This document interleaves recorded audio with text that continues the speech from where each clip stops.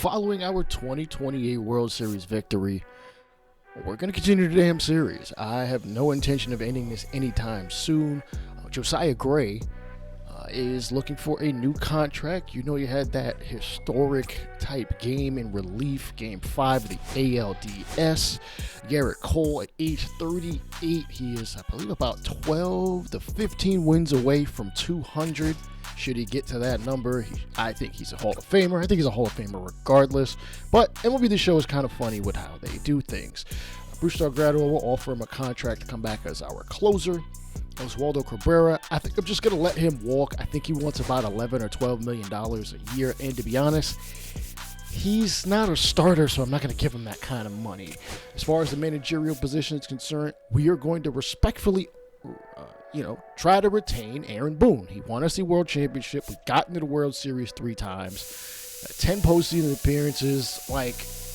It would be weird not to, and I'm going to offer him a contract much closer to what a top manager would get. Dave Roberts in real life signed like an $11 or $10 million contract per year. Boone asking for 3 or 4 is absolutely nuts. We will also offer a new pitching coach, Craig Hansen, a contract. Will also offer Giuseppe Bacca, who gives us some durability, fielding, and reaction as a third base coach. Aaron Boone has already accepted literally the same day a 2-year offer. I think it's only right to let him defend our World Series championship. Craig Hansen is going to become the pitching coach for the D-backs, so we'll have to look into the market even further. We'll offer Scott Stanley, gives us some break, stamina, and plus 3K per 9. And as you can see, Big G, Oswaldo, Cole, Graterol, and Gray all become free agents. So do players like Luis Arias, as Gunnar Henderson is the top free agent. Well, in free agents, let's call it what it is. And listen, after winning an MVP and being basically the best player in baseball, he should be getting somewhere upwards of about $400 million from anybody. It doesn't matter who it is. It doesn't make sense for me to bother trying to sign him, so it's not going to happen. But George Kirby, we could definitely bring him on. He's a former All-Star, 31 years old. Still has a lot of life left in that arm. 4-seam slider, sinker, splitter, knuckle curve. Y'all know I love the knuckle curve. Framber Valdez would be a nice 1-year offering, as he's still a pretty high caliber player in the league, but you never know. He could fall off. He's been Houston's best pitcher since he's gotten there, but Houston has been in the bottom of that division the entire 3 years of this series. Well, not 4 years of this series. Byron Buxton is an option for center field. Should we want to add one? He's still playing very well at the age of 35.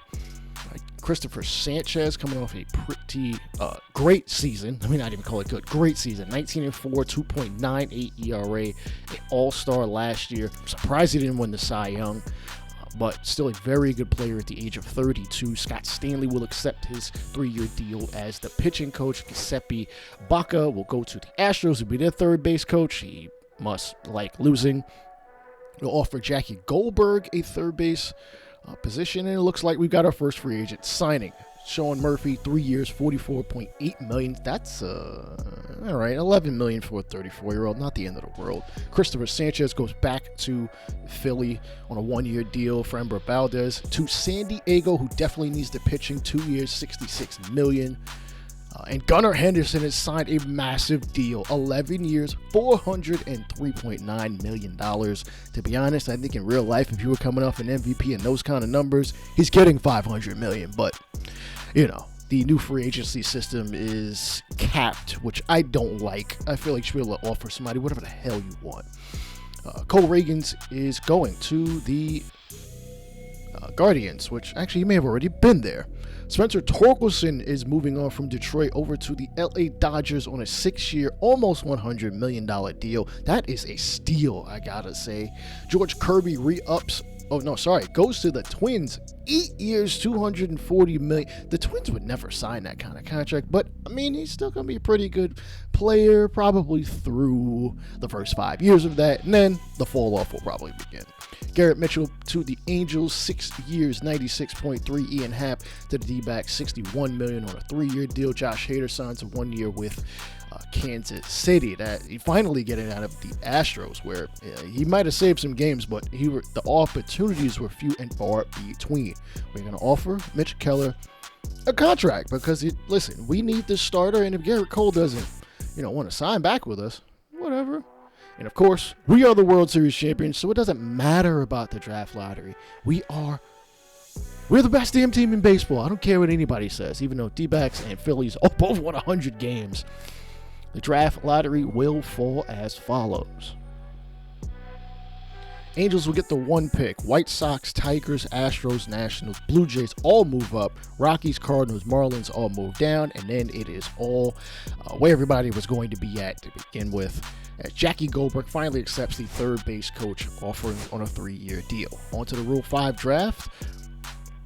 I do like to find some solid players in here. If I can find something, I most certainly will. As we have the 20th pick, and I like Boston Bateman. He's a young enough pitcher, and we do need to get younger, in our rotation. Whether he seems kind of okay, maybe we can build him up as the number 5 guy and see where things play out over his career. Graham Ashcraft goes number 1 to the Rockies as a reliever. Carson Wisenhunt goes to the, I didn't exactly see who that team was there. It is the Angels. Evan McKendry. Again, in the Rule 5, you're not going to find very many great players or players with very high upside. And if they do, they're probably in their later 20s, but you can still kind of make something of it. Adrian Placencia moving to the Royals after being an Angel for several years. That seems like a very Kansas City move. Taylor Dollard as a starter. He's probably going to be more of a reliever. And we're going to exit the Rule 5 draft. Couldn't find anybody that felt made sense for the 26-man roster, as Ranger Suarez signs a 3-year deal with the Tigers for $79 million. Vinny Pasquantino going to the Guardians on a 7-year, $85.56 million deal. The only reason why I'm kind of questioning it in my head is because, listen, in real life, Josh Naylor should have gotten more money. I feel like he could have hit the Mariners over the head for at least $100 million, but we're not going to talk about that. We're talking about this universe several years in advance. Mitch Keller has a 21% chance to sign. I don't know. Dude, we just won the World Series. Like, do you want to be a starter for us or not? We'll also offer Shane Baz, former Ray. Keller is 32. I don't even feel right signing him a 2-year deal. Oh my goodness. Byron Buxton is going to the Orioles. I'm hoping he's not putting up those same type of numbers he did there. 30 home runs and at least 90 RBI with a damn good average. Devin Williams signs to the Pirates. Logan Webb goes to the Kansas City Royals on a $92 million deal for 4 years. Man, and Shane Baz goes to the Cubs, 5 years, $144 million. So with the talent starting to come off the board, Matt Manning, maybe we look at him. Dude, you seem to have played very well last year. We will see, what you're looking for. What you're looking for in the open market, man. I know you want to win, and of course, we're gonna throw Garrett Cole on there, just because. Listen, out of respect, I want him to get 200 wins. I want to see him retire as a Yankee. As Evan Phillips, the closer, signs a 1-year deal with the San Diego Padres, 42 saves last year. Matt Manning is ready to sign right now. Keller is not really, he's just never going to be interested in us. Whatever, that's fine. I don't know. Maybe you don't want to win. Cole, we will offer him a 1-year, $16.2 million deal, and he's immediately coming back for another year with the Yankees, his 9th. As he should slot in around maybe the 4 or 5 spot. Mitch Keller goes to the Blue Jays, our division rival, 14-5 last year, 3.17 ERA, 124 Ks. Matt Manning wants to sign now. Okay, do we have a spot in the rotation? I'm not 100% sure. Fried is there. Warren is fine. I have no issue with him, but you've seen him be a little shaky at times, more so earlier in the franchise than anything. He's kind of come around. I wish he would have a higher hit per 9. He does strike out guys decently. Matt Manning just looks like overall is just better. And I don't mean the number. He just looks like across the board a better pitcher. And y'all know I have an affinity for the splitter. Tanner Scott going to the Braves, 1 year, little over $8 million. Rustar Gratterall looks like he wants to sign right now. So, bro, what's up? Like, what are you waiting for? Why his Ks per nine is so low is a little ridiculous, given he throws everything hard. 35 saves for us last year. We're going to offer him a contract. Why not? And maybe that's a little low. 1 year, $5.8 million, and he is going to the home run derby park known as Colorado on a 3-year deal. We jump all the way to arbitration. Dominguez getting a significant boost in his money, up to $11.62 million. Warren will make $800,000 for the 29 season. Jesus Rodriguez, backup catcher, will sign for $800,000. Ben Rice making almost $4 million. Probably is eating for free in New York after sending us to the World Series. Y'all know I skip over spring training just because we are a veteran team and we don't really have players that are going to get called up in order to, be next man up. We are a championship team. We are looking to win another one, and not very many rookies are going to really be able to, slot into a lineup or rotation to help us out in that manner. Carson Coleman, Michael Arias going to get a shot here in the rotation. As far as the bullpen is concerned, Carson Coleman, pretty high strikeouts per 9. The ERA is a little shaky at about a 7 last year. Adrian Morejon going to be coming back as a setup man, and Ryan Grady will officially slot in as our closer. Remember, he was our first round draft pick back in 2025 or 26. As you see the lineup, familiar faces, of course, across the board. World Series MVP will lead off. Jazz Chisholm following him. Judge, followed by Dominguez, Wells, Volpe, Spencer Jones. Yordis Valdez will play a swingman type role. He'll replace Oswaldo Cabrera. Roger Arias, a second baseman that I think might be replacing Rosario in the near future. Big G, we have brought him back on a 1-year deal. I want him to retire a Yankee. He's already got 500 homers. He still has very good power against righties, but he is not going to start because Judge needs to be the DH at this point. Jesus Rodriguez will be the backup as far as first and catcher. Lee Bunning, unfortunately, we're going to send him down to the minors. I know what he did in the World Series. I know what he did. I know what he's been as a regular season player, but I feel like I need to kick the tires on Spencer Jones and some of these other outfielders before we really let him hold things down. Maybe I shouldn't have brought back Big G. Nonetheless, defending World Series champions are facing a team that I'm not even going to call a rival anymore. We are so far past that I don't care. It is 12 years since 2017, so we are facing the Houston Astros. They have been a bottom-feeding team the entire time in this series. Like, they have not gotten past 4th place in their division. And this is just weird. Why are you putting a top WAR player as a player that's not even on my Major League roster? Aaron Judge will more than likely lead the team in WAR. There's really no way around it, especially when you have him leading in average, OPS, home runs, RBI. Jazz will obviously take stolen bases, but you never know how the season could play out. And we are projected to be the 3rd place team in the division. Absolute disrespect by the prognosticators. Anyhow, Hunter Brown is going to be the man leading off the season for the Houston Astros. Ahmed Rosario in his first plate appearance since winning World Series MVP. I really want to be able to override some of these awards sometimes because he really shouldn't have won it. But, hey, I don't make the call. Maybe he paid somebody. It don't matter. And he leads off our season with a double. Continuing the hot hitting he had way back in the playoffs. And this is the Houston Astro team, a way different team from what we've seen in previous years. Altuve still holding things down at second despite not being an even average fielder at second. I think they have him there out of respect. And let's be honest, they probably can't stick him at DH. So he's still got a good bat, and they will, play him as such. As Kavadas ends up with an error. So we got 2 runners on as Aaron Judge looking to get ring number 2 and championship number 29 here in 2029. Grounded us short over the first, and unfortunately it'll be a double play. Rosario to third.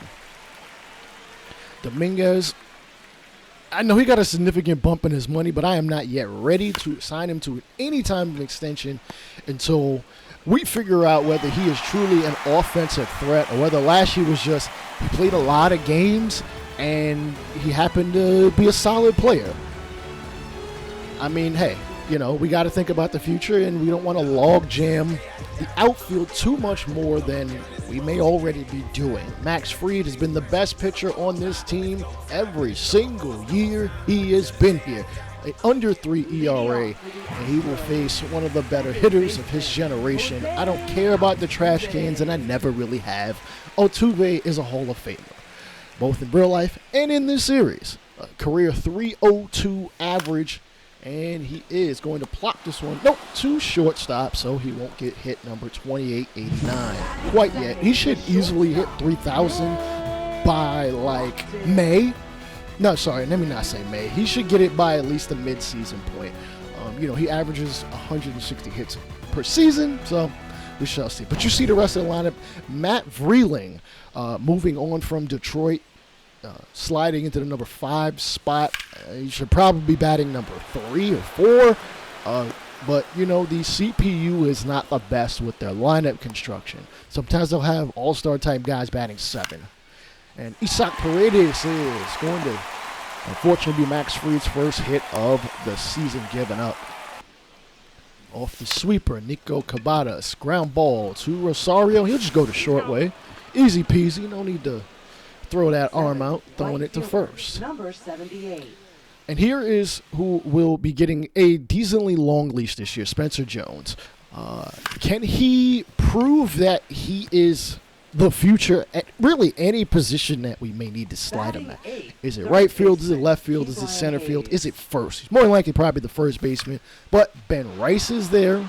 You know, center field. Jazz Chisholm is still there. Right field. Honestly, I forgot who the hell we have from right field. But it is what it is. Keep Brian Hayes gets on, but can't capitalize on it. Vreeling. Ground ball into right field. That is actually Spencer Jones right now in right. Replacing Aaron Judge, as we want to have the offensive threat of Judge as much as possible without having to bog him down with running in the outfield. He'll play out there as Diego Cabrera gets his first major league hit. Houston has 2 runners on for Seiya Suzuki, who signed in the off-season. Looking to bolster that Houston Astros lineup and kind of get out of the basement of the AL West. He will unfortunately strike out on a sinker. Jorge Barosa, fly ball, center field.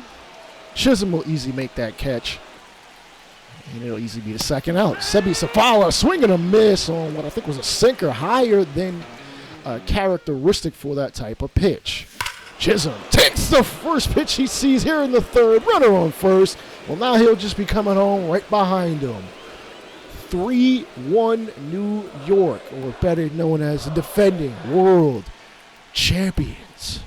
Aaron Judge in his first plate appearance. Liner into right center field for a base hit. Dominguez follows him up on a 12-6 curveball and says, 12-6 might be what you're throwing, but it's time. But Dominguez's breakout season, I think we may be seeing it at this point. But we're only in game 1. And Austin Wells follows him up with another long ball. Deep to about the same spot. Actually, they might have hit a kiosk, and yeah, we wiped the floor with them. There was not much really to see. So we end up winning 6-2, 16 hits, though we did give up 13. A lot of that was, after Fried had left the game, and our Rule 5 draft pick was going to be in our rotation probably for the foreseeable future. I mean, listen, if he's good enough as a lefty, I will keep him up. I'll keep him up here. He's got a decent pitch mix, and of course, his name is Boston, so he's got to make his MLB debut in Boston. Taking on the Red Sox, and they are projected to be the number 2 team with an 80-82 record. Damn. Who do y'all think is going to win the division if they have 80 wins and we're at number 3 at about the same record? Jarren Duran, probably the best player, as Serenza Rafaela strikes out on a 2-seam fastball, and he will be his first strikeout victim as the rain is pouring.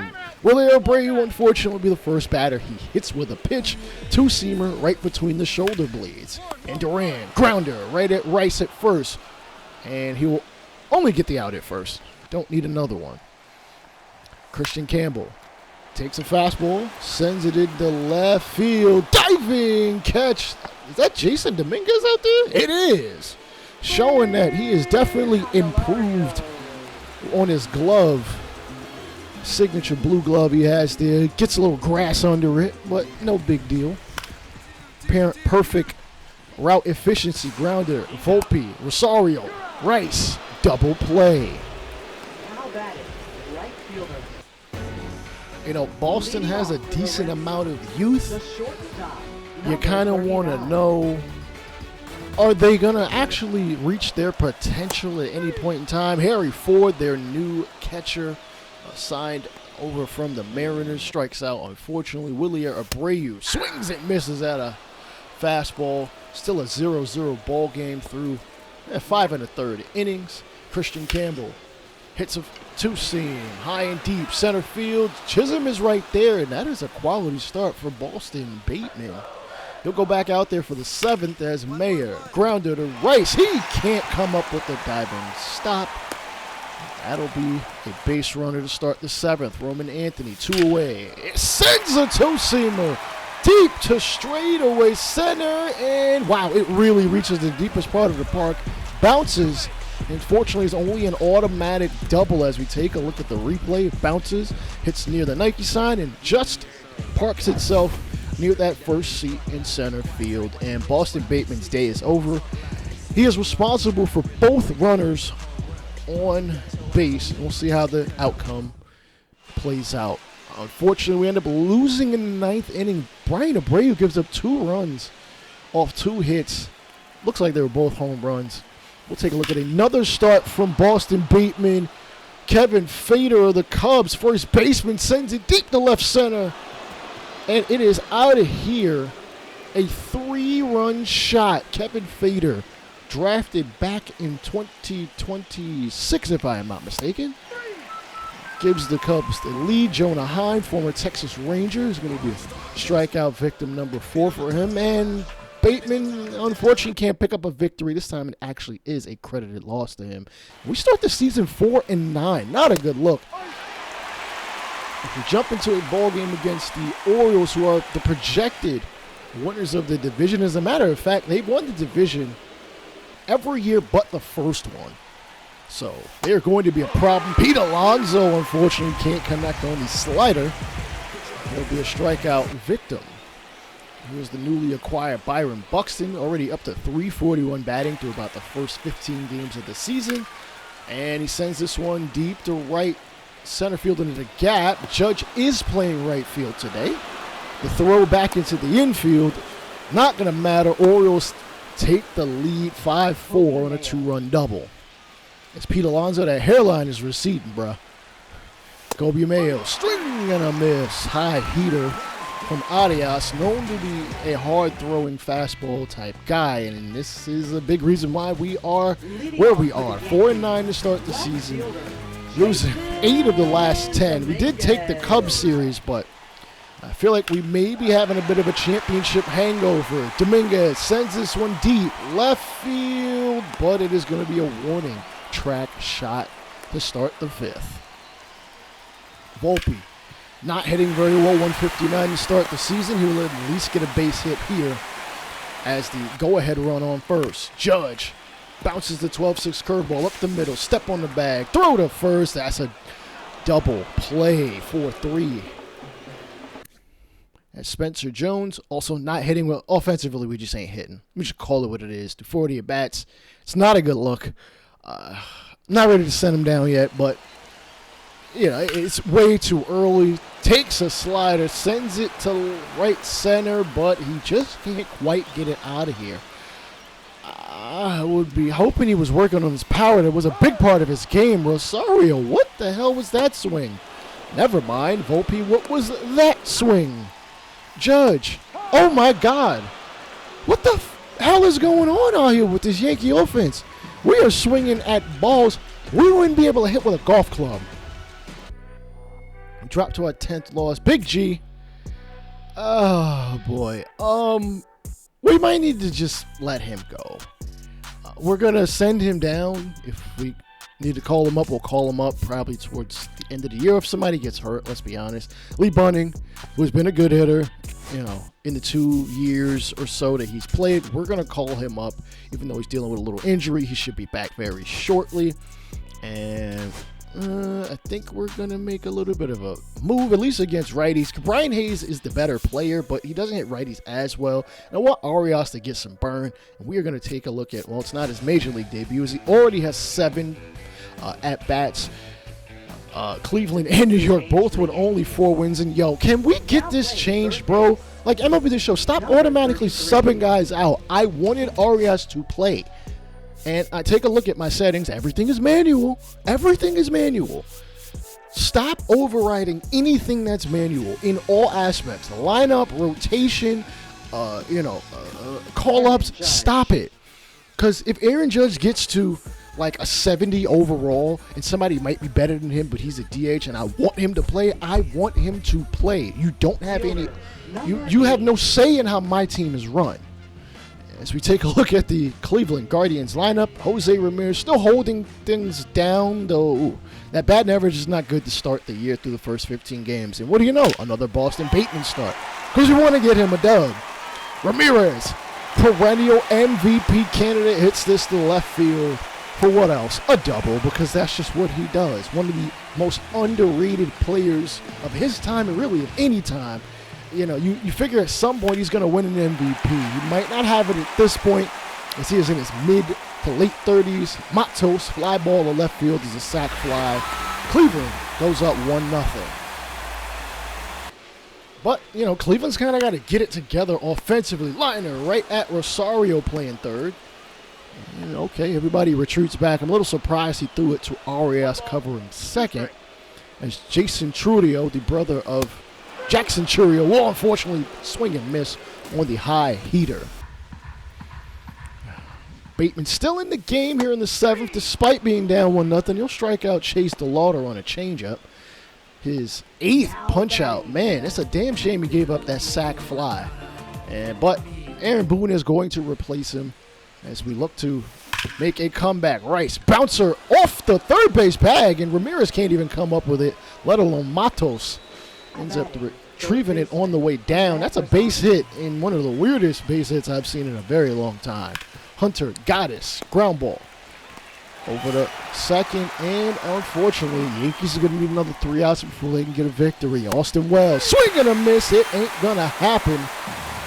As Cade Smith picks up the save in a low-scoring 1-0 ball game. Ronaldo Lopez picking up the dub off 6 strikeouts, and Jazz Chisholm is hurt. Okay, it's only an MCL sprain, but we're going to give him time to rest. It is very early in the season, and we don't need him to play as Lee Bunning comes back to the major league lineup.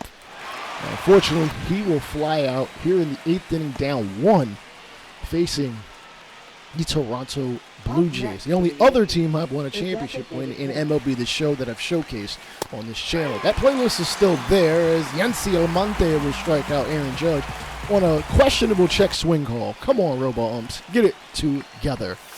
Wells. Oh, my goodness. This slider was served on a silver platter, deep to left field. 418 feet, giving the Yankees a 1-run lead. It's Lee Bunning, hyped to be back at the major league level. Oh, my goodness. Vlad Guerrero, you got your money and kind of it's early in the season, kind of stop hitting. But it's early, so I'm not going to question it. Also, it was his day off, so, coming off the bench, he unfortunately strikes out to Michael Arias. Jones takes a fastball, sends it deep to right field, and it gets out of here in a hurry, extending the Yankee lead by 2 more runs. It is 8-5. Brendan Donovan, now of the Phillies, hits his 100th career homer. The Phillies looking pretty good to start their season. Ryan Grady looking to pick up the save. A little odd. It's a 3-run game that he's out there. I would have called somebody else out there. Ground ball into center as Bichette gives the Blue Jays an opportunity. Number 4 man coming to the dish. Anthony Santander down 0-2, 2 for 3 in today's ball game. Grounder, just foul off the curveball. He has been phenomenal each year he has been in a Blue Jays uniform. He won't showcase that right now as he strikes out to end the ball game. Yankees pick up win number, I want to say 5 or 6. Jesus Rodriguez, bases loaded. Bouncer to first, over the short covered second. Seager back to first. Rodriguez is one of the fastest catchers in the league, but he couldn't beat out that ground ball. Could have got him a run if he were able to. Gabriel Moreno strikes out on the heater from Brian Abreu. Yankees still up 2-1 against the Rangers, and another heater low in the zone, getting the call. Brian Abreu has been absolutely phenomenal since we acquired him back in the 2025 offseason. Morejon, he's redeemed himself. Ground ball, Volpe to Arias back to first. I'm surprised we got either one of them at that point. As the Rangers look to tack on another run. Corey Seager swings and misses on the split finger fastball in the 8th inning. Jumping ahead, Moreno, blooper to Volpe, and he's able to make the catch in shallow left field. Yankees will pick up the victory. Boston Bateman picks up the victory. This feels like it took like 10 games for him to actually get a W. But, sometimes it be like that. As we jump ahead to July, the midway point, we are atrocious, 36-49. I want to say we got work to do, but I'm not sure what that work is. A lot of this is the same team. The batting average is going up for a lot of players, but I don't know. Maybe we're not hitting with runners in scoring position. Maybe we need to retool the bullpen. Not quite sure, and you hear the boos lightly from the Yankee crowd. Should be way louder as we face former Yankee Dom Smith, who I believe I cut before I even started the first season. And he'll foul off a fastball from Max Fried, runner on third. And Dom Smith sends this one to left center in the gap. Dominguez can't come up with it. Neither can Chisholm. An unnecessary reach out. Please get rid of that animation. If they are far enough away from the ball that they are not going to get it, nobody is reaching out for the ball. Okay, we're not dealing with Dal Sim from Street Fighter where they're going to reach out, Yoga Flame or whatever the hell, to try to get, the ball from like 10 feet away. Roderick Arias playing pretty damn well and maybe playing himself into the permanent second baseman spot, maybe not shortstop, because Volpe, I think, holds that down just fine. So maybe with us not being that great, we might move on from Ahmed Rosario, given he's in the last year of his contract. He also is not hitting that well. Lee Bunning can't connect on the cutter that he shouldn't even have swung at, in my opinion. Now batting. All right, Aaron Judge coming to the plate. Yankees down by 1. His batting average also an uncharacteristic 248 for the season. Still hitting for the long ball, and oh my goodness. Judge, come on, man. You're supposed to be the captain. You got to lead a little better than this, man. And he will get a base hit, representing the tying run on first. The Yankees are running out of outs in which to make a true comeback. Dominguez up to 20 home runs, 253 average, not the best, but the OPS is good, 803, and 55 runs batted in. And he's going to broken bat, bounce it to third. The throw not in time and offline, as the 3 and 4 batters are both safe at first and second. What does Ben Rice have to say about it, though? He's hitting well. I believe he's got another year of arbitration. If not, we may be putting him on the block, too. Fly ball center field. The Yankees cannot capitalize despite getting 2 runners on. Jump into the 9th. Wells takes a low sinker and deposits it in the left field. Ken Arias bring him around. Grounder back to Ashby. Ashby to second. Back to first. Brew Crew pick up the victory. Oh boy, we are at 50 losses already as we now face another former Yankee IKF for the Atlanta Braves. And bouncer to first to right field. Bunning throws it to the plate. It is way offline. Plus he has an uncharacteristically weak arm for an outfielder, or for most outfielders. Now CJ Cuevas, a rookie, I believe shortstop. Looks like he's going to bloop a single on a cutter to left field. Dominguez throwing it back in, but not going to matter as they take a 4-3 lead now, 6-4. And Anthony Volpe is going to tie the ball game off a long ball. Deep to left, his 16th of the season. He may be looking to, hell, he's probably going to pass his career high, which I believe is around 25. So we get our first real look at Ronald Acuna Jr., probably the entire series. He's playing pretty well, though. I hate the fact that they put runs up there. Like runs are not always that player's doing. Your teammates usually drive you in. Matt Olson, grounder up the middle. Ooh, diving attempt. Can't get it. In a tie ball game at 6-6 here in the ninth. Riley takes a slider in the throw. Runner going to take second. No, that's actually Jordan Beck. I thought that was Olsen. I guess he got pinch ran for. Austin Riley. Full count offering. Sean Murphy signed an extension in the offseason on the on-deck circle. Bouncer by Riley to first, and Beck will go to third. Abreu will just throw to home for good measure. Now they got a runner at third. Ooh, swing and a miss. Murphy cannot connect on the heater. Not even a bloop as Willie Castro bloops this one past Volpe. And the Braves are going to pick up a victory against us. A walk-off victory nonetheless. Oh, boy. My brother going to call me like, yo, why do Yankees lose? He lives in Atlanta. Oh, boy. All right, this season's a freaking drag, but maybe we can pick things up against a former World Series opponent to get a double play to start the fourth inning, really to end it. So we turn to Shohei Ohtani. 3 strikeouts, 2 runs given up. Heel been better. 4 strikeouts, 6 hits given up, but only given up 1 in general. Yankees still lead 2-1. Tommy Edman can't connect on the low heater. That is strikeout number 5 for Luis Heel. Now he faces Shohei Ohtani. 302, 17 homers, 64 RBI. He's probably in the running for another MVP, which I know that sounds tiring, but he's just that damn good or great. Call it what it is. You know, we may have gotten the best of him in the World Series, but I expect, oh boy, deep to right field. Ohtani says, shut your damn mouth talking about me. We know y'all got the best of us in the World Series, but the Dodgers are contenders. We are like bottom feeders in our own division. Now, we can still have a chance to make it to a wild card, but we are like maybe 10 or 15 games out of a division. So we can kind of scratch that off right now, unless we go on a like 2001 A's type run where they won like 20 some odd games in a row. In the middle of August, Will Smith takes a fastball. He didn't even get all of that. To straightaway center, it is out of here.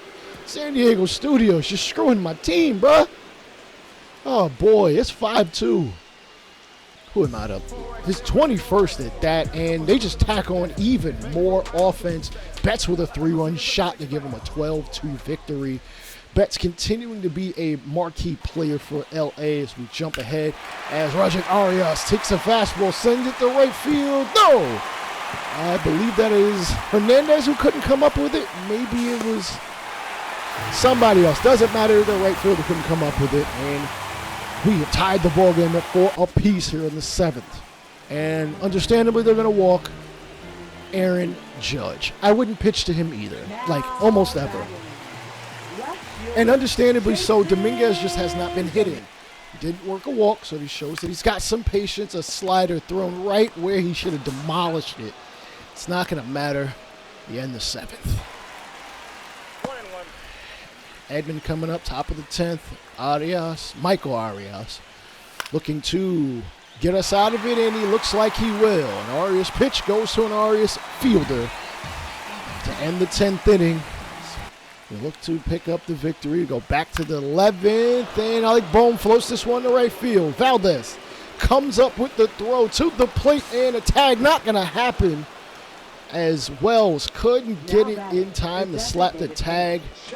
Alec Bohm also extends his hitting streak to 11 games. Volpe, bouncer, to second. Underhand toss to Betts back to first. We still have a runner at third, so we're not out of the woodwork yet.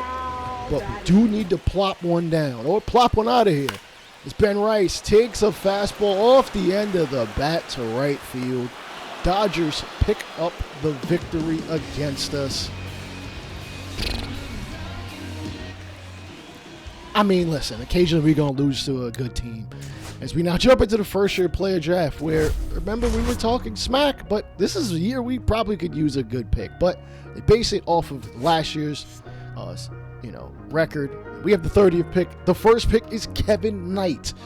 The Angels going with a pitcher for like the, 40th year in a row. Can you help out Mike Trout? Oh, my God. His strikeouts per nine might be terrible, but the potential apparently is there as the number 2 pick. Very nice pitch mix.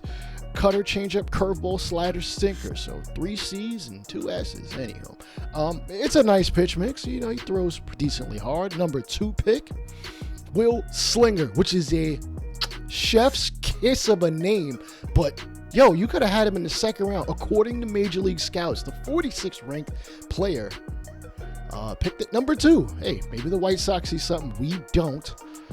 We know the CPU does not scout at all. I put out a video last year about it, and believe me, they don't scout. They do not scout anything. But hey, not my team, not my problem. 4-seam changeup, sinker, and a sweeper. It's a pitch mix.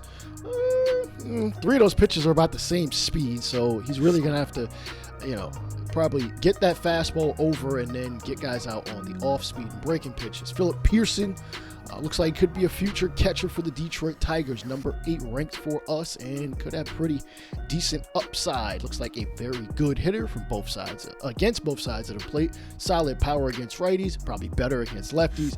May have major league vision right now. The fielding, though, as of right now, he is a damn DH. He is a DH that is a catcher that throws hard. So, I don't know. Gary Sanchez. So we jump ahead to our pick. Some guys I wanted to draft.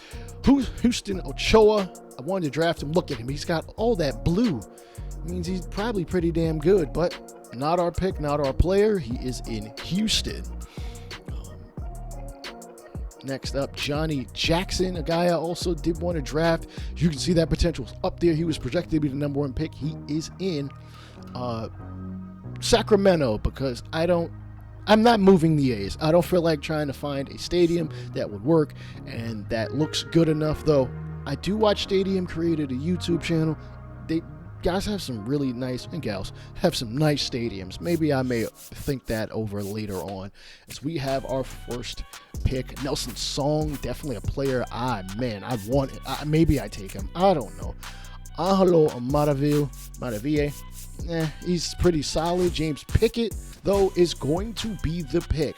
A catcher that I know I could have had in the 3rd round, but I see something in him. He's pretty just solid across the board as a switch hitter and a catcher. Austin Wells is also in the last year of his contract, and we don't really have much in the way of catcher depth that I'd be like, hey, I want to call this guy up. Plus, catchers are just so notoriously hard to find. When you find a good one, you take him. Brett Bell is going to be, maybe the number 2 pick. Maybe we go another catcher. I do like having 2 catchers, one of which they may be better defensively. The other one needs to be able to hit. I don't like catchers that can't hit. But Brett Bell is the number 2 pick. Maybe we can get Ortega later. Bell is a power threat. Not much in the way of contact. Decent fielders. Got maybe some solid speed. Could just be just a solid guy just to have. And maybe in a couple years as a DH. Sam Becker is going to be the number 3 round pick. Nobody was looking at him. Nobody at all. He could have major upside, but we may have another Jack Johnson on our hands where the hits per 9 is there. The strike per 9s and the walk per 9s are not. I do like the pitch mix. 4-seam slider, splitter, and a changeup. That is very nice. Not sure how good it will be.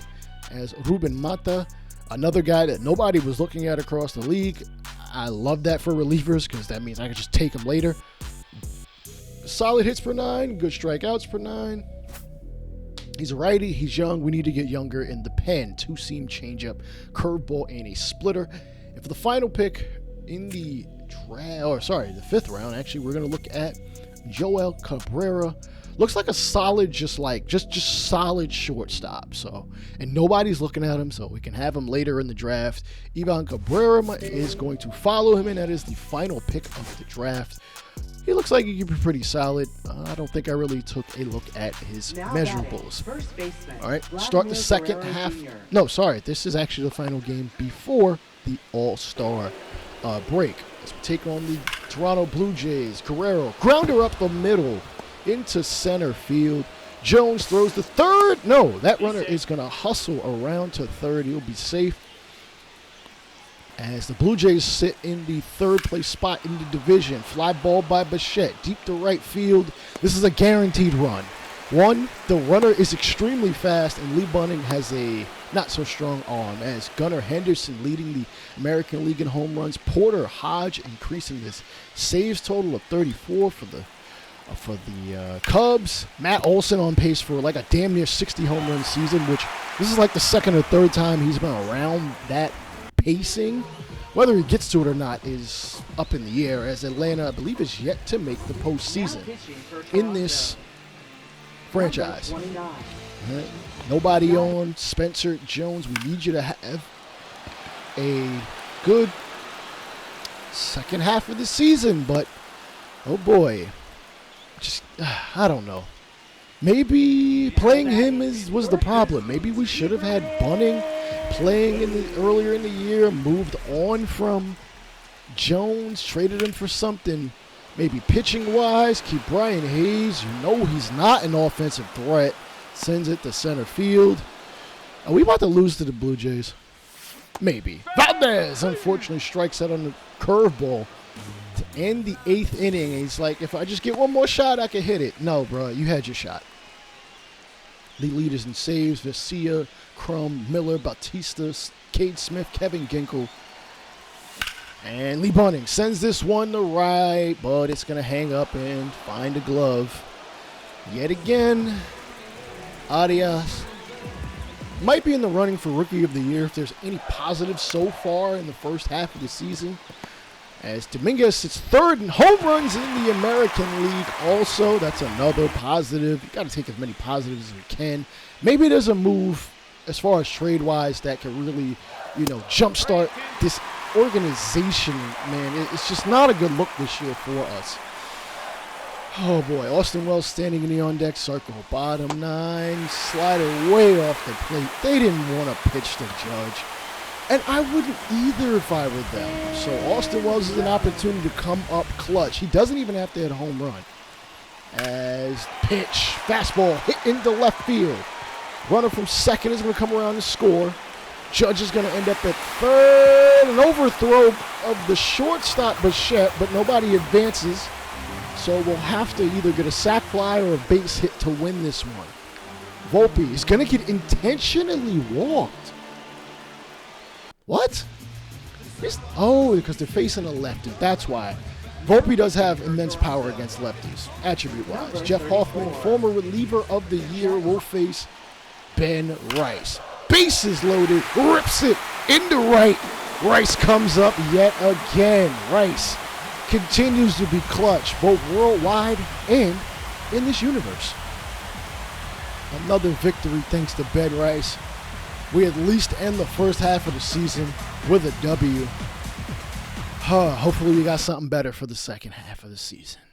40-58. We are 17 and a half games out of first place. And 8.5 out of a wild card spot. We are the second worst team in the American League. And 4th overall in Major League Baseball. That's just deplorable. As we take a look at the Home Run Derby, where welcome got some to the Home Run Derby. Jason Dominguez is in this one.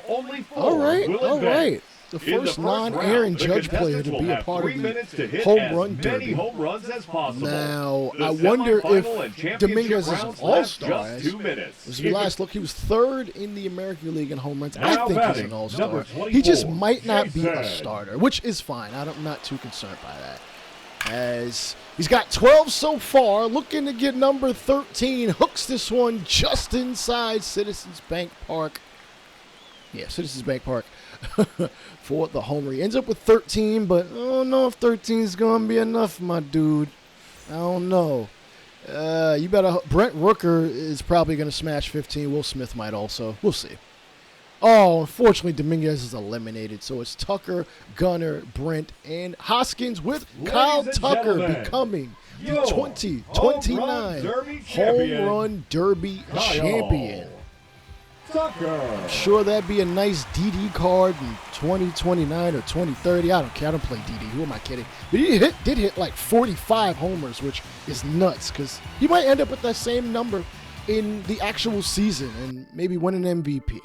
As far as the other All-Stars are concerned, you see some of these names, but Jazz Chisholm Jr. makes the All-Star team for the first time in 7 years. He has definitely been a glue guy for this New York Yankee team, stealing bases, hitting homers, just Jazz being Jazz, and not in a like Manny being Manny kind of way, though some of Manny Ramirez's antics were kind of funny to me. Jason Dominguez also making the All-Star game, and oh man, 23 homers, 61 ribbies, 5 steals, not much of a stolen base guy, 259 average. Hopefully he can double up this number and we can get to the damn playoffs, but it's not just going to be those two players. Ryan Grady, first round draft pick 3 years ago, an all-star, 17 saves with a 3.34 ERA and 46 Ks. Definitely looking like the closer of the future, and we have him under contract for several more years before we even have to. We can think about extending him, but I'd like to see a couple years of consistency from him.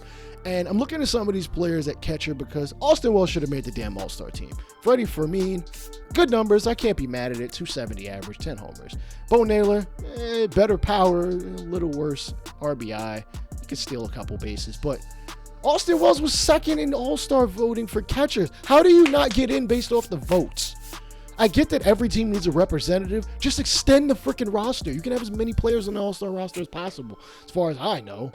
The American League beats National League, but this hasn't mattered in about 2 or 3 CBAs. I miss when the All-Star game determined home field advantage. At least I'd have a reason to play it. And all right, we got some future Yankees who could help us in future years, but we got to pay him the bread. James Pickett's going to be the first man up. He wants $2.2 million, and he's going to take $2.23. So welcome to the Yankee organization, Yoel Cabrera. He wants $290,000. We'll give him $290,000. That's what he wanted. Sam Becker. He's gonna wait a couple days. Okay. I guess the offer wasn't good enough. Brett Bell, we're gonna take a look at him. He wants $1.6 million. Damn, dog. He was drafted in like the 5th or 6th round. Whatever. Oh, no, he was actually a 2nd round pick. I'm bugging. And he'll sign. Good to see. Becker, Cabrera, Mata. We will wait a little bit. And we have a major trade to spark something in this damn either offense or rotation. We are trading for Hunter Green. He's in the last year of his deal, and Cincinnati's not going anywhere. And from day one of this franchise, I wanted him. He is a hard-throwing guy. He does give up a decent amount of walks, but the upside is there. The upside is there, believe me. He's at a 2.85 ERA. We're going to give up Will Warren, Jack Johnson, and another player, which we'll probably see in a second. Sergio Calderon is going to come along with him. He's just a hard thrower. He could be a bullpen arm. And Robert Ullman, I just wanted another outfielder just in case something happens in the long run. He's got decent upside, in my opinion. Will Warren going to be on the move. He's got 2-3 more years of arbitration. And I know Cincinnati's going to want that, as they're going to want to need as much flexibility as possible in order to hopefully re-sign Elliot De La Cruz. Jack Johnson, I don't even know what to say. Like, your strikeout numbers just aren't there, and you actually give up hits. We'll also move on from Everson Pereira, who's been in this organization for like 28 years, it feels like, despite him only being 27. He always has a third option every single year, and somehow nobody claims him. But we're in last place, and we need to get out of the basement, man. Like, this ain't, it's, oh boy. Anyway, Ahmed Rosario is going to be on the move. No, not for Jose Ramirez. I just wanted to look at it, but Cleveland, listen, they need somebody to hold down third base. And, Ramirez is out for a couple of months. He'll be out till mid-September. We'll take on a reliever, 2 as a matter of fact, in exchange for, I know this is not maybe a Cleveland move for the money, but, they're still a decent team. They're in the running for a wild card. And George Lombard Jr., who back in 2025 spring training, there were talks of him actually being a major league player, but Yankees had other moves. But he'll get called up 4 years later here in 2029 as we player lock his debut, and we face the Cincinnati Reds, who we just traded Hunter Green for. Maybe Hunter Green, is he going to pitch this game? Okay, I don't think so. As we take a look at our other top 10 prospects, most of them are pitchers. I ain't gonna lie, I do very well on picking pitchers. It's position players that are always a problem. Lombard, number 7 in the organization, can play third, probably will be at third baseman at some point if Cabrian Hayes doesn't want to return, as Chase Burns is on the mound for Cincinnati. Judge, Volpe, and Wells all drive in runs one way or another. 3-0, bases loaded. Can he hit a grand? I spoke too soon. Grounder into a double play. So he won't have a grand slam in his first major league at bat, which I'm going to have to look at the numbers. How many other guys have done that in baseball history? Yeah, swing and a miss on a 12-6 curveball, an absolute just like out of the zone pitch. Wells advances on the wild pitch. Lombard won't strike out, but he will ground it to second. This time it'll count towards the run column. 7-0 Yankees. First ribby for Lombard Jr. More offense from the Yankees. Judge hits a solo shot. Reds tack on 3 to their run column, but they're down by 5 in the 5th. And Lombard flies out to right field. You know, just slowly waiting on that first hit. It's going to come, young man. It might take 50 ABs, but it's going to come. 12-3. Cole getting a whole lot of run support, despite this season so far, as Benson flies out to third. Lombard facing Carlos Vargas, pops up the slider, just got a little too underneath it to Christian Encarnacion Strand, whose last name doesn't even fit on the damn jersey in MLB The Show. Next up, Ryan Jeffers, grounded down the third base line. Lombard stops it from going in the outfield. A run will score anyway. It's 12-4. I'm not going to fault him for that. Sometimes balls just take a really weird hop at third. I know from experience. I played third in high school. And Lombard takes a fastball, sends it to straight away center. Still waiting for that first hit. You'd think, facing some relievers, he'd be able to get some meatballs. Not going to happen in this game. Judge 3 for 4 with 3 RBI. Cole picks up the victory. And here's the official paperwork. As we do get Hunter Green, we are going to look to extend him. Maybe he wants to. I'm not 100% sure. I'm hearing from his agents. Listen, the Yankees ain't doing nothing this year, so what makes you think that I want to re-sign with them? Understandably, we are coming off a world championship and having a terrible year. Maybe he can see the upside here in the second half of the season. You still got a good Aaron Judge. You got Jason Dominguez coming off an all-star game as George Lombard actually gets his first hit. I should probably mention that. Ben Rice is, doing clutch things. Spencer Jones still has good upside. Maybe we trade him. Volpe is a pretty solid shortstop. We've got some guys here. Max Fried, as a starter, is going to be an anchor for this team because he has a no-trade clause and I can't get out of it. But, you've got some guys here. So, if we got Green and Fried doing their thing as pitchers, if you got two solid enough starters, you can make the playoffs. You got 3, you definitely have a chance for a World Series run. We are up 5-2. Ryan Grady looking to pick up the save. And Jeffers floats it to the infielder to short, and Volpe makes the catch. Congratulations to George Lombard Jr. And, what do you know? Nicholas Castellanos coming back to Cincinnati after leaving the Phillies. Did win 2 world championships, as a matter of fact, in 25 and 27. Looking to end his career where it started, in Cincy. Gets a base hit and represents the tying run at first with 2 away from Matt McClain. With 1 hit this series. And he's going to strike out to end the ball game. Looking. Boston Bateman picks up the victory. I'm sorry that I keep showing games where Boston Bateman keeps picking up the victory.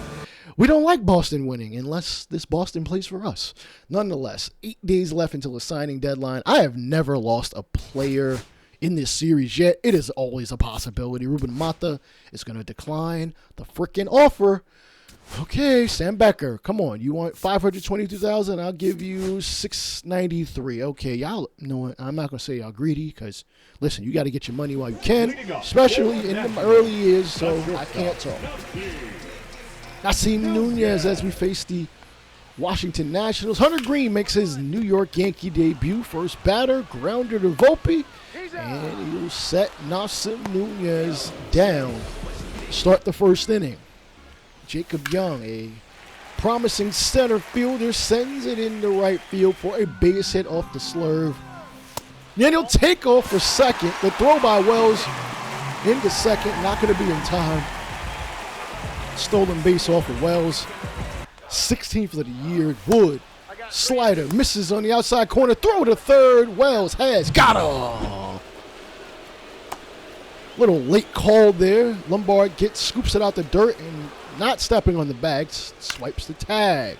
Wood, which this would have been a sacrifice fly had that man been safe, but not going to matter. No runs on Green's ledger. Ezekiel Duran, the former Ranger, comes up. 0-2, swings and misses. The split finger fastball is Green's first Yankee strikeout. Yes, he is wearing 22, same number he wore in Cincy. I know it's probably a little bit of a cursed number at this point, given Soto wore it, and Rice wore it for a bit, and Clayton Kershaw wore it when he played for us in 2026 or 27. Yeah, I don't know. Hey, maybe 22 finally comes around to be a good number for us. He gets the strikeout to end the inning. He is pumped up against the Washington Nationals. 0-0 ball game, floats this one into left field. Volpe, a diving catch. Looks like he wants another gold glove. Remember, he won a gold glove back in his rookie year. And the split finger fastball gets Keibert Ruiz out. Dylan Cruz suffers a similar fate, this time swinging and missing on 99 miles an hour. Duran can't catch up on the inside heater. And in wintertime, it's nice to have some inside heat. It's cold as hell where I'm at. Brady House sends this one into the gap. And this looks like it's going to be an extra base hit. The throw back in finally by Bunning. A little late as it might have got caught underneath the padding. It's the 15th double for House. And grounder from Prato over to Rice. Rice will step on it. All right. He's pitching pretty damn well through 5. And Robert Hassel sends this one in the right field just inside the foul line. Green is peeved, understandably. Giving up his first run as a New York Yankee. 1-0 Washington. Keibert Ruiz, bouncer underneath the legs of Green. Adios over to first. No, can't get it in time. There'll be a runner on. And Hunter Green has been relieved in the 7th. Washington ends up tacking on 4 more runs to get the W, unfortunately. So Hunter Green's first outing as a New York Yankee, not fruitful with a W, and we've got 6 days to sign these damn rookies. Come on, Mata. I didn't scout you for no reason. You want double money you asked for? There you go. $665. We got a little bit more to play with. As Sam Becker wants $522,000. We've got like a little over $1 million. Come on, man. Take this money. Let's get it. There we go. $719,000. We have signed all of our draft picks this season. Here's Manny Machado, who honestly is probably going to be a Hall of Famer. He's up to 470 home runs at age 36. Definitely going to be a Hall of Famer, but this contract is going to age like freaking dog crap in the summer. Anyhow, misses inside. Fernando Tatis still here in San Diego. Igor Rosario at first. Max Fried throws Machado a curve, sweeper actually, and he's going to hit that one foul. As, you know what, maybe we trade for Fernando Tatis at one. I mean, he's got a limited no trade at this point, so we could move on. We could send San Diego something. We could use the right fielder, given that Judge is no longer going to be there at that point. Maybe we trade Bunning. You never know. Gunnar Henderson records his 700th career RBI. He might be like the second or third youngest player to do that or something. He's just on an absolute tear in this series. Circle change, floats in there. Strike number 1 as we face DJ Stewart, batting 113 with runners in scoring position. Freed gets him to foul it off of Heater. DJ Stewart, I believe, picked up off of waivers. As Freed looking to pick up a strikeout. Curveball floated into left field for the out in the 6th. So we get out of it maintaining the lead. Chisholm tacks on an RBI double. And of course we get the W.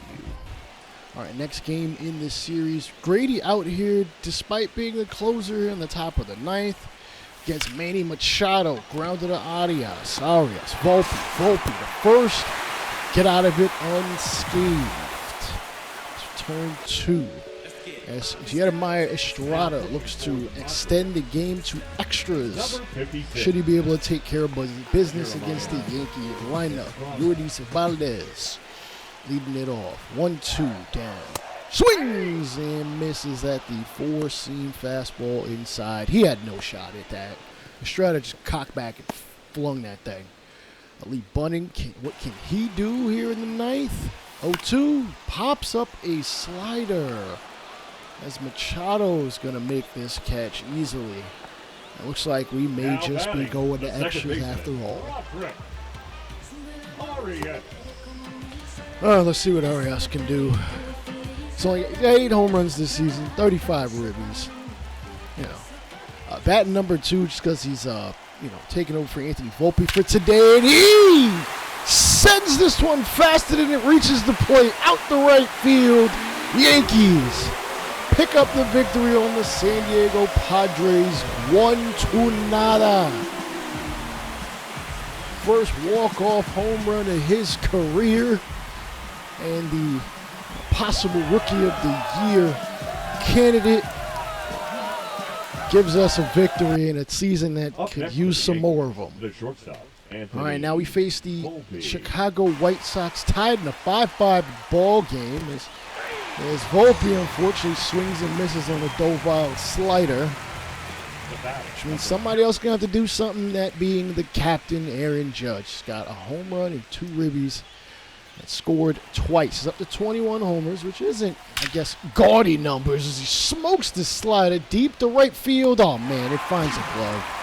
The runner from second is going to tag, and they'll be safe at third. So somebody got to drive him in. And we asked for our all-star left fielder, Jason Dominguez, to do so, leading the team in homers and RBI. Down 0-2. Sends this cutter deep to right field. It is not going to be able to get over the right fielder's head. Oh, boy. And the frustration is definitely showing. Listen, Jason, I get it. This is not last year where, guys were hitting on all cylinders. But, it's going to happen from time to time. Oh, man. Rice sends a sinker deep to left center at the warning track. It is going to be caught.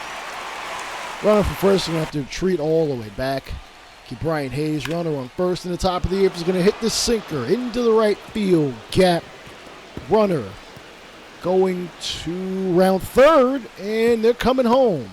And the weak throw causes a run to score. Yankees lead 6-5 here in the top of the 8th. Lombard sends this one into the right center field. And he is going to hustle for second. The throw is now in time. Guess that's the difference between your right fielder and your center fielder, at least here in the south side. Or is it north side? I think it's north side. Nonetheless, Yankees do pick up the victory, 6-5 off that same score. And the Red Sox are going to make maybe a little bit of a minor move. They are in the running for a wild card spot, and they need some more power in their bat. So they're going to trade for Alec Burleson, take on that $10.5 million, or half of that $10.5 million contract in exchange for a first rounder back in 2027. Houston really asking for Andres Feliz as they are looking to upgrade their youth pitching. The Marlins are trading PJ Morlando for Rodolfo Castro, which, if you know PJ Morlando, he was in Mr. Hurricanes Miami Marlins franchise, which just wrapped up. And they will also get Rafael Cruz, a young reliever. Yeah, Orlando, pretty solid guy across the board. White Sox are definitely going to need some youth. So, Orlando can play first, third, both corner outfields. And it's pretty solid as a player. We're going to send down Carson Coleman down to the minors, as it's just not exactly working out for him. And we're going to call up Riley Pint, who I believe we signed in the offseason or something. No, I think we traded for him. And he's a rookie, even though he last played in the majors, 1, 2, 3, 4, 5, 6, now 6 years ago, so it feels like. Whatever, it's fine. Hey, if he can get the job done, though, he hasn't had much opportunity to do so, we will appreciate it. Hunter Green is, in fact, going to sign an extension, despite the rumors that we heard that he was like, Yankees ain't doing it. They're offering him good enough money, and he will take it. Really 5 years, $159 million. Dominguez, on the other hand, I want him to have at least another All-Star caliber season before we could really think extension, as it'd be cheaper to sign him probably next year than to wait. Aaron Judge is closing in on 500 homers. He'd be the second player in this franchise save to do so, alongside Giancarlo Stanton. He's 17 away. So we're late in August. I don't think he's going to do it. I think the most home runs he hit in a month is like 14 or 15, but that's still damn good for, a player of his caliber. As Dominguez looks to tack on some more offense for the Yankees, batting behind the captain. And 1-2 is a swing and a miss at a high heater inside. No chance at that one. He strikes out. Wells up next, and a curveball jams him, but it gets the job done, getting a fly out in the third inning. Yotis Valdez, 2-2, muscles a fastball into right field, and no, everybody's just going to move up a single base, which means bases loaded for the captain. Yet again, asking him to come through. And 0-2. Hits a curveball deep to right field. It hooks just foul. Maybe he can straighten things out on the next pitch.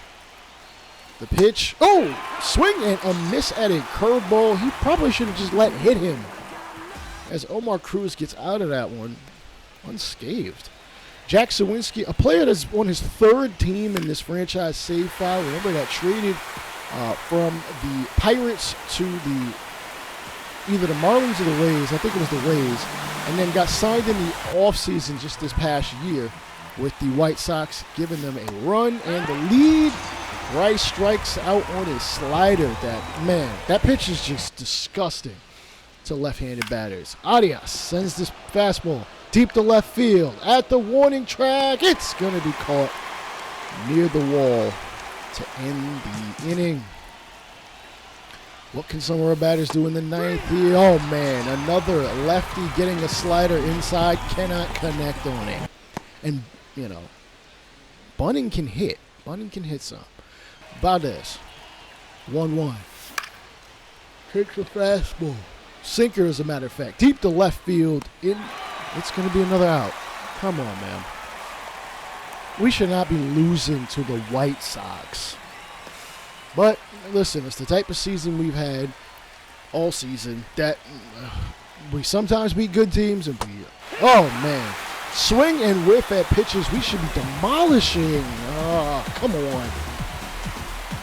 Oh, brother. Through 110 games, we are, 5.5 games out of a wild card spot. Spencer Jones is going to be sent down. He's out of options, so he's going to hopefully pass through waivers. If not, we have lost Spencer Jones. Rice against the Angels sends a slider deep to left field, and of course, walk off with some Rice. Clutch Rice, late night Rice coming through. Walk-off victory. But we got some extensions to talk about. Cade Smith is going to extend himself with the Cleveland Guardians, and a big reason of that is because Emmanuel Clase is just not getting saves. I've tried to just put him in the closer spot. They won't let him save games. I think pitch clutch matters way more than for closers. So he's seeking a trade at some point. It's too late. It's August. Jackson Jobe, a young starter with some upside, is going to sign an extension. It's pretty smart for Detroit as they pair him alongside Tariq Skubal, maybe get another pitcher.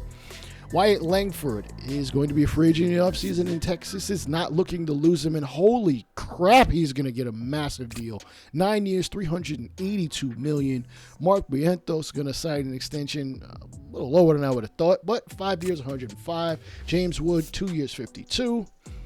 Tobias Myers, the Brewers, also going to sign back a decently young pitcher, 30 years old. That's not old to me because I'm 35. Ethan Salas, who, if he became a free agent, would be the youngest free agent of all time at 25.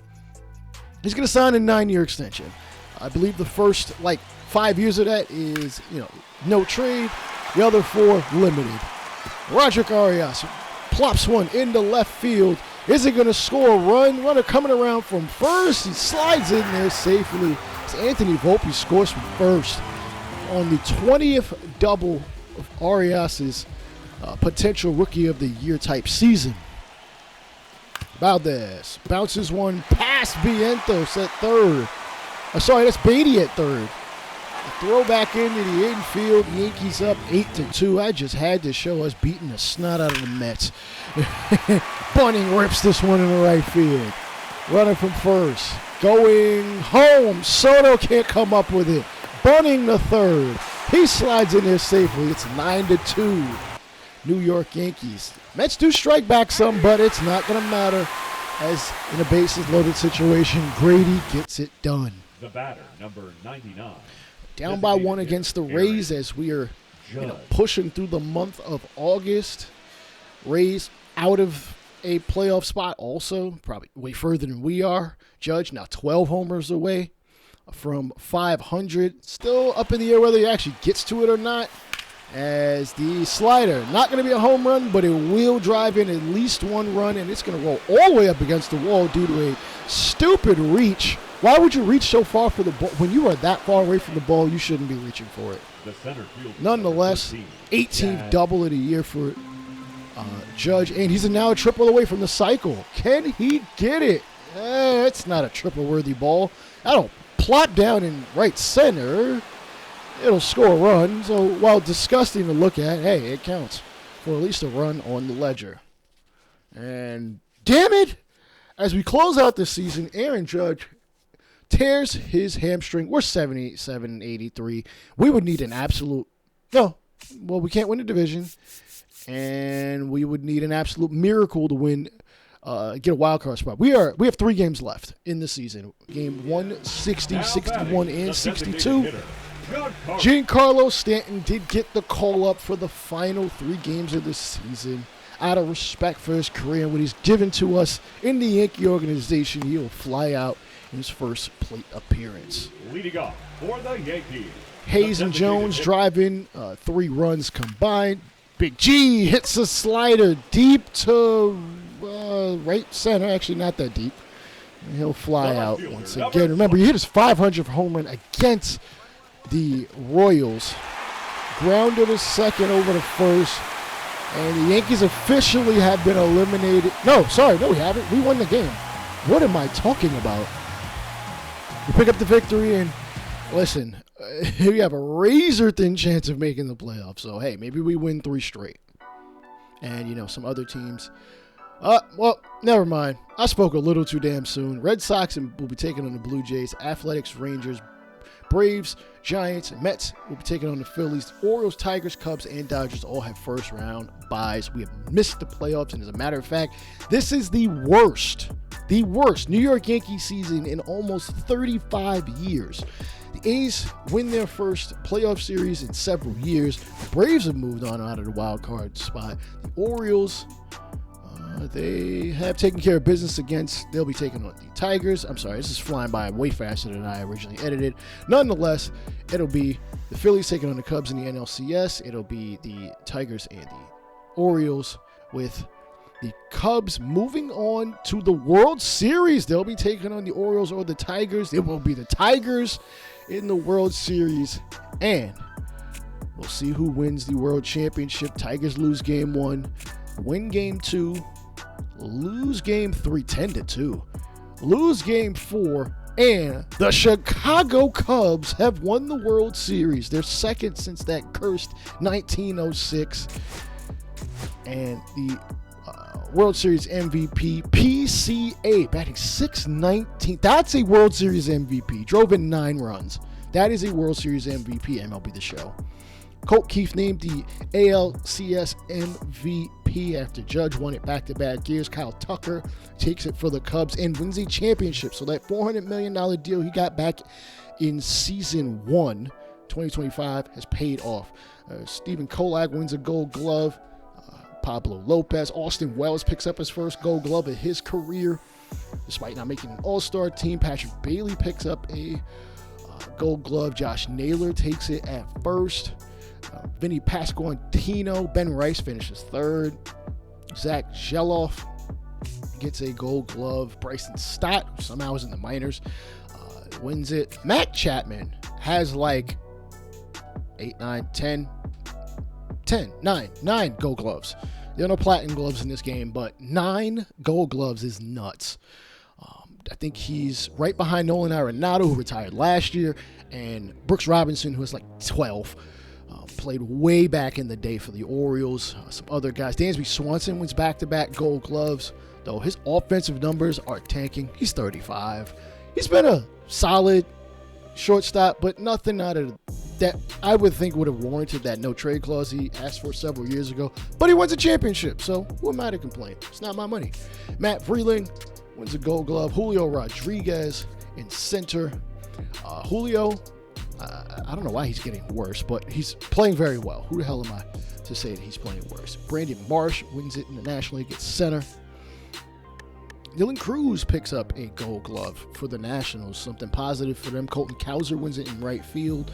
Aaron Judge obviously not in that.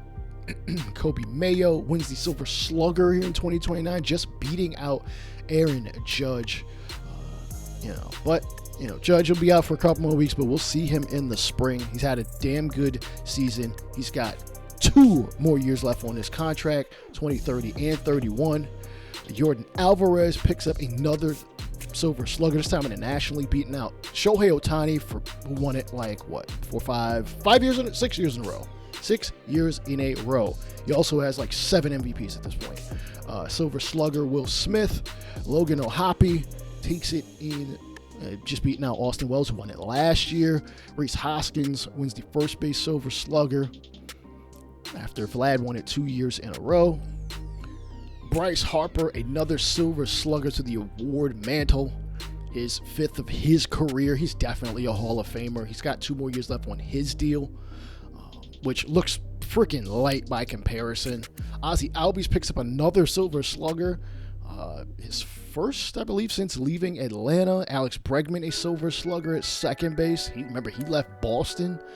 That is now his second. 10 years apart at that from his first. He's got 3 more years left in San Diego. I think he likes his time there, despite that being a pitcher's park. Rafael Devers, back-to-back Silver Sluggers in back-to-back years. He's got 3 batting titles, 5 Silver Sluggers. The man got to be a Hall of Famer. He's only 32 at this point. Should reach 400 homers. Don't know about 500, though. He's got a couple more years left on that contract, 4 to be exact. It's an outside shot. Austin Riley picks up another Silver Slugger. I felt like he was 28. He's actually 31. 4-time Silver Slugger. He's got 4 more years left on that deal also. So we're coming up on a lot of guys really, turning over the tide, so to speak, of who the best players in the league are. Gunnar Henderson, back-to-back American League MVPs. This was a no-brainer. He just had a crazy season. Silver Slugger at shortstop for the National League is Pablo Esposito, a 20-year-old player. Remember, he got called up at the age of 18. He is absolutely killing it for San Diego. If only San Diego did not play in the NL West with the D-backs and the Dodgers. The Giants haven't been relevant in this series so far. Brent Rooker wins a Silver Slugger in the outfield. Aaron Judge had no shot. He's put up another great season. Man, a 1.7 WAR may not speak to that. I don't consider WAR to be the end-all be-all as how good you are. It's a very flawed metric. It's not an attribute to me, not a stat to me. Nonetheless, Kyle Tucker wins a Silver Slugger and actually the batting title this year. Juan Soto, a Silver Slugger as well. That is his 6th, his first since when he was a Yankee. Good for him. We ain't going to crap on him right about now. His contract goes on until Kingdom Come or Jesus returns. 36 homers, another damn good season. He should continue to be a good player, at least for the next maybe 5 years. Anthony Santander, man. If only the rest of the Toronto team were any good. Like, Vlad is, I think, falling off a cliff a little bit, but Santander has just been a hitter. And I believe he will be a free agent after this year. Ronald Acuna Jr. gets a Silver Slugger for the first time in, I want to say it's MVP season. Well, never mind. Yeah, no, where is it?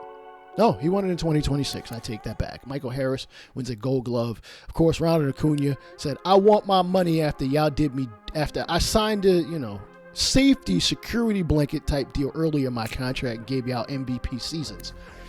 Joaquin Noel wins a Silver Slugger. He is a beast. At 27 years old, plays multiple positions, and is coming up on an arbitration year. You could probably be looking at $20 million, back-to-back Silver Sluggers, and an All-Star. As Jordan Alvarez wins the MVP again, back-to-back years. Shohei Ohtani finishes 3rd somehow. Gunnar Henderson, as previously mentioned, the American League MVP, actually is prematurely mentioned. Rooker finishes 3rd. I think Rooker's a free agent too. Cy Young goes to Garrett Crochet. 16-5 of the 1.89 ERA. Mitch Keller, clap for that man. He signed with Toronto and gave them probably their best pitching season since Roger Clemens. Roger Clemens way back in the 90s. A 20-7 record. The only pitcher to get 20 wins this year. Is Ohtani the GOAT at this point? Because with 2 Cy Youngs, 6 MVPs, mad Silver Sluggers, he's never going to get a Gold Glove because they're never going to put him out there. Rookie of the Year. Like, we should really be talking about him in the GOAT conversation. When it comes to this universe, I'm not yet anywhere near ready to call him that in real life. A batting title, 4-time home run champion, 9-time All-Star, 4 Hank Aaron Awards. He's still got 4 more years left, and that Dodgers team is not going anywhere. They're going to continue to be contenders as long as he's there. And of course, Kyle Tucker winning the batting title, 340 to go with 41 homers. How did he not win the MVP? That's nuts. Won the batting title, had 40-plus homers. I mean, I guess Alvarez had a couple more homers, but not factoring in the playoffs, so can't factor in Tucker's World Series championship. You see the relievers of the year. Luke Weaver gets his 2nd one of this franchise save. Remember, he won it back in 2026 in controversial fashion, beating out Felix Bautista. The Rookie of the Year in the National League is Cam Collier, 239, 13 homers, 37 RBI. And in the American League, hello, can we scan over to the American League? Oh, damn. Oh, man. Wow. Roger Arias had no chance. Diego Cabrera was on an absolute tear. 27 homers and 65 RBI. This man can barely vote. He can barely vote. He's 18. Oh, man. If Houston can put a team around him, they're going to have a hell of a player there. Roger Arias, clap for him. Like, seriously, clap for him. A phenomenal season from a guy I didn't expect to actually, play all that much. But we got him under contract for several years. Check out the 2030 season in the next episode. I'll holler at y'all later. Peace out.